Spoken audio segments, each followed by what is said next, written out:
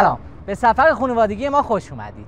من مسعود نیکدل و من شیما رئیسی هستم. ما یه خانواده هنرمند و گردشگریم که به چراغ جادوی ایران سفر کردیم. اینجا استان سیستان بلوچستانه، شهر زاهدان. به دقت داشته باشید الان هوای اطراف من می‌بینید چقدر اوضاع خرابه. گرد و خاک خیلی زیاده. خیلی زیاده. یعنی از هر طرف که به چرخی جز وحشتت به قولی نمی‌افزاید. اوضاع خیلی خرابه. و جالب اینه که درباره لباسای بلوچی دیدید که ما این لباسی که بهمون هدیه داده بودن شروع کردیم تکمیل کردن این لباس از کفش و کلاه و واسکت و اینها. اینجا بود که توی این آب و هوا متوجه شدیم که یه چیزی کم داریم. چیزی کمه. چی کمه؟ شال بلوچی. یه شال باید داشته باشیم که بتونه این اقلیم رو برای ما زندگی رو توش راحت کنه. دقیقاً. بریم ببینیم که این شال خریدن و اینها کلا این شال فرهنگش چیه، چطور شکل میگیره و چطور ازش استفاده میشه. بریم ببینیم.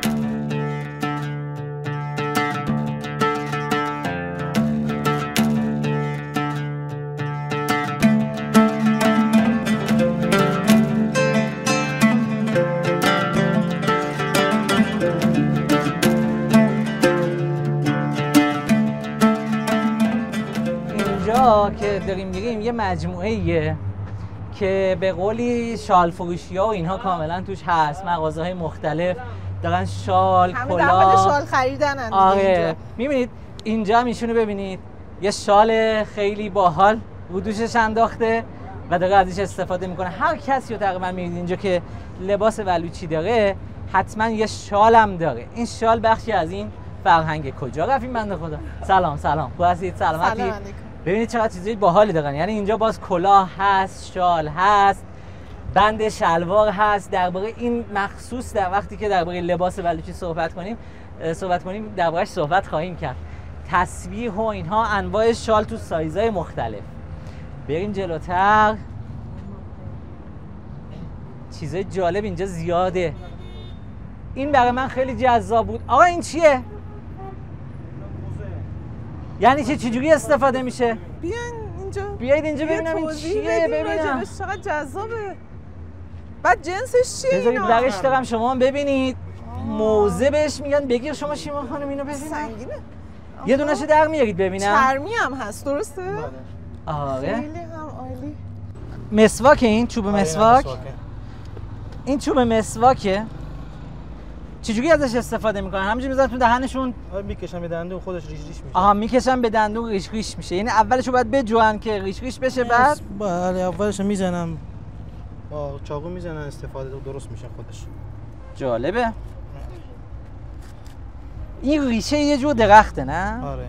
ریشه فورا نکنم. نه شوان نه. اسمیت مونتنا؟ ها نشان. ها. آها. بیا اینجا دارن پوستشو اول میکنن. آها این نوکشو کندن. یه ذره پوستش هم بر میدارن.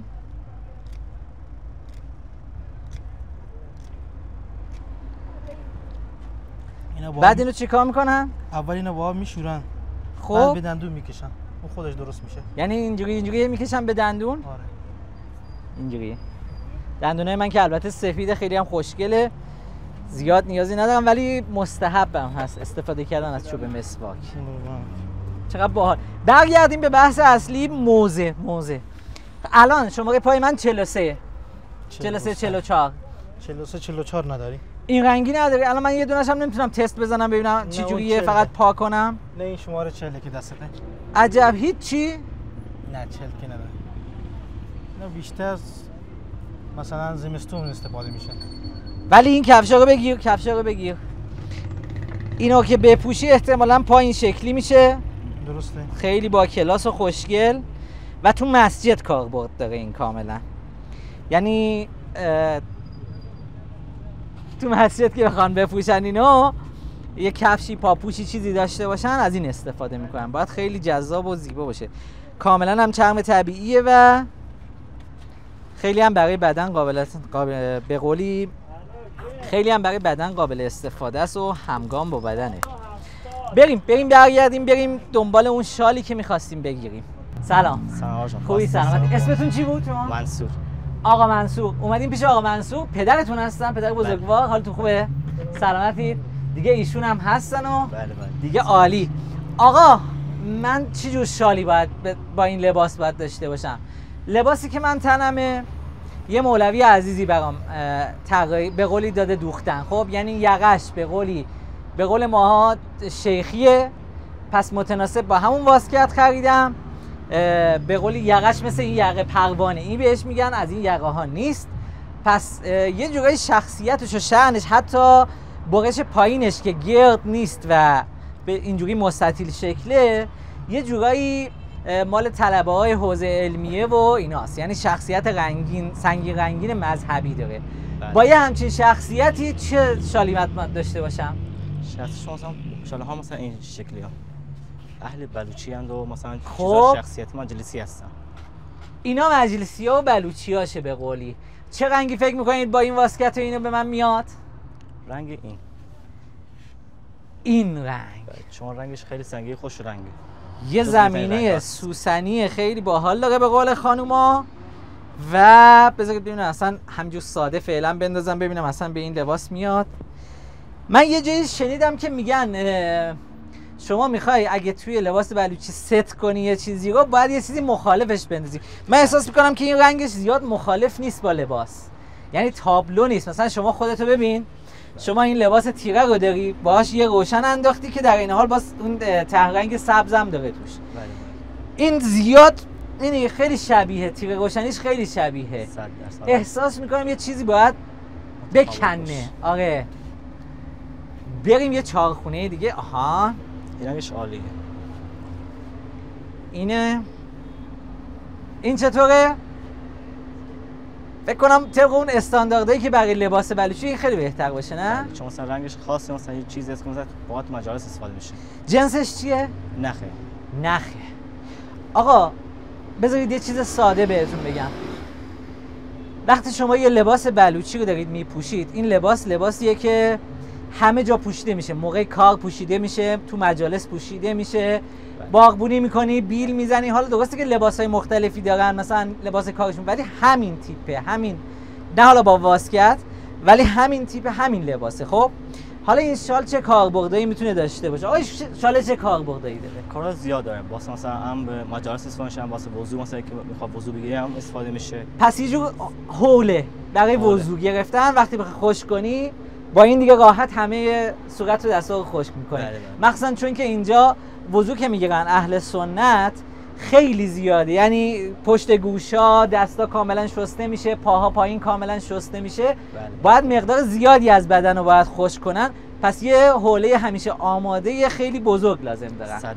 دیگه مثلا بعضی وقتا واسه جانماز استفاده میشه، مثلا واسه جانماز. فکر کنید شما الان خودتو مثلا وضو گرفتی، خشک کردی، حالا تو بیابونی.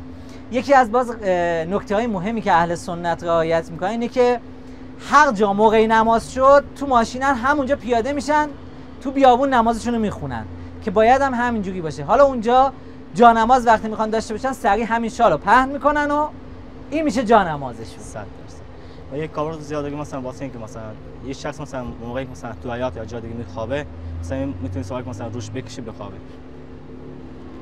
اینجا هوا گرمه. الان من دارم میبینم یه پشه اینجا داشت پرواز میکرد، همینو میتونه بندازه روش، هم صورتشو از اون آفتاب شدید به قولی بپوشونه، هم پشه و مگس مزاحمش نشه. پس یه رو انداز تابستونی خیلی خوبم هست دیگه. این کاربردهای زیادی داره. مثلا بعد از مثلا دور داز سر میپیچن. این دور سر پیچیدن حتما باید به من یاد بدید. ایشون حتما یاد دارن، بزرگوارن، به من یاد میدن. بیا یه رویه پردازی بکنیم تو این زمینه. ما همیشه گفتیم که روستا قلب تبنده کشوره. خب فکر کنید یه روستایی رو که میره تو باغش، این شال رو دوششه، میره به باغش برسه، چقدر داره کار میکنه، فعالیت میکنه، عرق میکنه، همین هستش باهاش. طوفان بشه، همین هستش باهاش. اگر بخواد به قولی علفی چیزی جمع کنه، همین هست. دست و پاش زخمی بشه، همینه. اگه بخواد خستگیشو در کنه، یه چرتی بزنه، همینه. اگر بخواد نماز بخونه، حولش همینه، جانمازش همینه. خیلی کاربردهای متنوعی، یه پارچه‌ای به این صورت که البته انقدرم رسمی و مرتب معمولا اینو نمیندازن، یعنی بازش میکنن و به شکل یه پارچه‌ای خیلی راحت اینو ببخشید میندازن روی سرشونه‌شون. درسته؟ درست. و البته حالا هنوزم نامرتبه، باید یه مرتبش کنم، آهار داره هنوز، ولی این همیشه همراهشونه. این یکی از مهمترین کاربردهای این جریان. امروز هم که می‌بینید هوا پر از گرد و خاکه و همینو میشه. بذارید ببینم من بنا به اون چیزایی که دیدم درسته.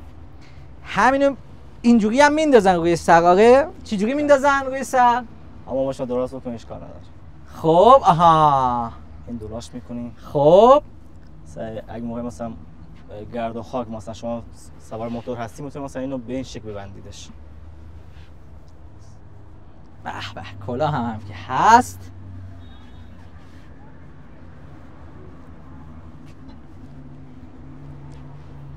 آها این به این شکل. خب به این شکل استفاده میشه و هم مثلا موقع مثلا سوار موتور یا مثلا هوا گرد و خاک میتونید مثلا به این شکل استفاده کنید. همینطور این میاد روی بینی، بعد کجا چجوری وصل میشه؟ این طرفش اینجا وصل میشه. ها رفت از این بالا. بله. مثلا از هوای گرد و خاک آلو مثلا میتونه محافظت کنه. مثل ماسک مثلا میپوشه مثلا میتونه محافظت کنه ازش. من الان صدام زیاد شنیده نمیشه، احتمالاً برای بستن دهن آدما هم خوبه. آره باعث شه بیشتر سکوت کنن. خیلی خوبه. بله. خیلی لذت بخش استفاده از این. الان خوشتیپ شدن به اندازه کافی. خیلی خوبه. اون قانون هم رعایت شد که همچین مخالف باشه و خیلی خوب باشه. دیگه چیز دیگه ای دربارش هست مثلا؟ پس یعنی کلا اگر بخواید دور سر ببندی فقط با همین مدل میبندی یا مدل‌های دیگه هم هست؟ مدل مختلفی هستن. مثلا همینه. بعد مدل مثلا شخصیت مثلا بودن مثلا یه مرتب میکنن اما بازش بکنی. خب راحت باشید راحت باشید. خب این بشه که مستطیل درست میکنی، تاش میکنی تقریبا. چون اینو بگیرید. بله. این یکی این مدل پیچیدنه احتمالاً خیلی دقیق و مرتبه، به خاطر همون باید قشنگ تا کنیم اینو اول. 2.5 متر 2.5 در یکه.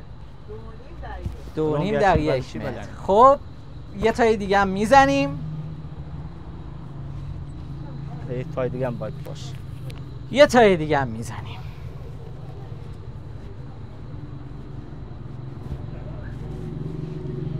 خب شما اینو اینجا نگه دارید. اینو یه نفر خودش باید بتونه ببنده دیگه. بله درسته؟ بله 100%. من ببینم چی جوریه. خب کلاه سر جاش همینجور میمونه. بله دستش. آها یه دور دیگه هم مثلا پیچید. این استفاده می‌کنم این شکل تقریبا. منم مسنم دیگه، پیر شدم. شما کجا؟ جوون هنوز. تو سیستان بلوچستان من هنوز جوون حساب میشم.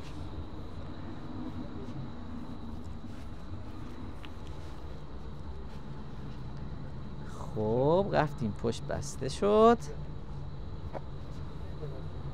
یعنی یکی مثلا از پشت میفته. آها من الان خودمو نمیبینم چه شکلی هم. آینه ندارین اینجا؟ چرا هست؟ آینه بریم اینجا آینه. ها به به به. مثلا این مدل مثلا آدمای مسن مثلا توی مجالس میشینن، مثلا علما مثلا بعضی مثلا رنگای سفید خالص میپوشن. خیلی خوبه، خیلی باحاله. سفید خالصش هم خیلی با کلاس، یه شأن دیگه ای داره. بله اگه دیدوشون علما مثلا بزرگ مثلا سفید خالص استفاده میکنن. آها پس هرچی شما به قولی درجه افتادگی و به قولی سن و سالت و مقبولیتت و اینا بیشتر میشه، یه جورایی ساده تر میشه شالت 100%. تا میرسه به سفید دیگه. من زیاد چون آدم افتاده‌ای نیستم سعی میکنم همین چاقخونه برام قشنگ‌تره، همین چاقخونه رو انتخاب میکنم. برگردیم اون طرف. یه چیز باحال اونجا دیدم، یادتون هست درباره اونجا موزه رو دیدیم، میخوایم بریم درباره موزه هم حرف بزنیم. یه کاربرد خیلی خاصی داره شال برای نشستن. اینکه آقا شما وقتی میری توی بیابونی میخوای بشینی چجوری باید بشینی که راحت باشی، تکیه‌گاهی داشته باشی و اینها، یا حتی تو خیلی مجالس تو کپر وقتی میشینی، توی نمیدونم بعضی اتاقا هستش که مثلا حتی اینقدر جمعیت زیاد میشه که شما باید وسط اتاق بشینی، چطور بشینی که راحت باشی. یه کاربرد خیلی عالی داره این شال که نشون میدید به ما چجوریه دقیقاً؟ خدمت شما. شما بشینید تقریبا. من باید بشینم. آقا من نشستم اینجا. خب یه زانوها رو بلند بکنید. زانوها رو باید بلند کنید اینجوری. دور کمر بگیرید. چیکار کنم؟ دور کمر. اینو باید دور کمر بگیرم. اینو از زیر زانو. اونو از زیر زانو باید گره بزنید. فقط گره میزنیم؟ بله یه گره محکم میزنیم. یه گره محکم میزنیم. بله اینو مثلا به اینجا. آها به جای که دوتا گره بزنیم بله اینو میدیم زیر این قسمتی که به قولی بسته تره. آها الان من دیگه راحت نشستم، تکیه دادم، خیلی مرتب و تمیز، لباسم هم به هم نمیریزه. ببین دستام آزاد، تکیه میکنم قشنگ، خیلی عالی و راحته. تا حالا من اینجوری ننشسته بودم، شال نداشتم دیگه، خیلی عالیه. میبینید چقدر دقیق و عالی و ساده از یه تیکه پارچه 2.5 متری در 1.5 متری داره استفاده میشه توی این فرهنگ تا جذابیت‌های زیادی رو برای ما به نمایش بذاره. همزمان چقدر کاربری داره، خودش بازار بزرگی داره برای خودش، تنوع رنگ و طرح و شخصیت‌های متفاوتی داره و این زیبایی رو نمیشه اصلا ازش چشم پوشی کرد. باز کردنش هم که باز خیلی راحته و بعد میشه اینو دوباره بلند شد و داری خداحافظی میکنی، راحت اینو بندازی رو دوشتو، بری به زندگیت برسی. آقا بریم سر بحث موزه. کفشای خوشگل بلوچیمو بپوشم. کفش روفرشی ما داریم معمولا توی فرهنگ شهرهای دیگه، ولی این اسم موزه رو خیلی قدیما توی خیلی سریالا ممکنه شنیده باشید به عنوان کفش و پاپوش. در حقیقت این یه پاپوشیه که اونجا هم صحبتش شد که برای روفرش استفاده میشه، چرم طبیعی. این هم پس فقط تو مسجد استفاده میشه یا تو خونه هم استفاده میشه؟ تو خونه، تو مسجد، تو همه جا مثلا میتونید استفاده بکنید. تو خونه، مسجد، هر جایی. یه مدلش برای فقط تیکه پاشنه هم دارید من ببینم؟ زیپش به طرف بیرونه یا به طرف داخل وقتی میپوشی؟ داخل. زیپش به طرف داخل باید باشه. اینم بپوشیم تست بزنیم. این شماره پای منه. خب بریم امتحان کنیم ببینیم این موزه به قولی چجوریه. خیلی راحت پاتوش، خیلی نرم کفش. ببندیم زیپشم.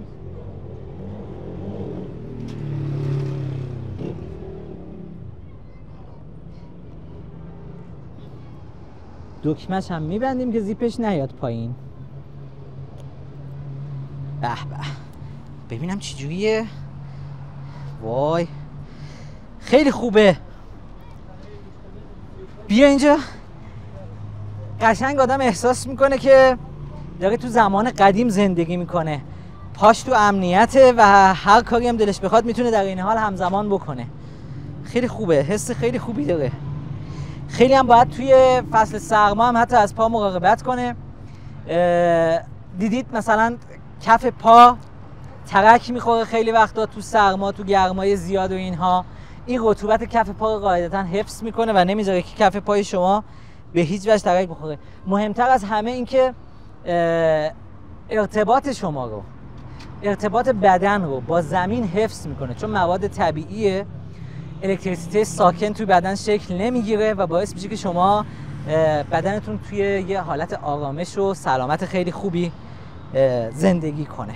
خب تنوع رنگی خیلی بالایی هم داره. آره 100%. تقریبا تا 6 رنگ 5 رنگ‌های مختلفی داره. 5-6 رنگ داره. می‌بینید یه تم آبی داره، اوکر داره، توسی داره یا فیلی بهش میگن بعضیا، مشکی داره و یه رنگی مثلا که آره این رنگش. آها اینم یه طیف سبزی، همونی که پای منه. بله. که مقدارم سبز داره.